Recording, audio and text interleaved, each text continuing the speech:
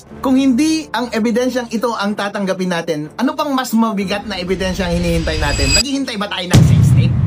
Gusto ba natin silang makot in the act sa loob ng sogo na nagtatali? Kasi yun na lamang ang mas mabigat pa kaysa sa testimonya ng star witness natin. Ano pa ba ang gusto nating mangyari? Wala na, naibigay na nila lahat sa atin. At lahat ay napagdesisyonan na.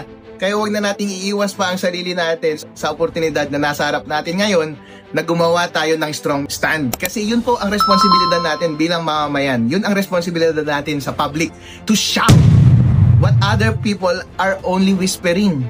Kailangan natin ng courage dahil yun lamang ang tanging paraan para mabago natin ang kultura at madala natin yung aspirations ng ating bansa towards absolute integrity. Kung ayaw nating humakbang, wala tayong dangal at wala tayong courage, well, deserve natin kung ano man ang circumstance.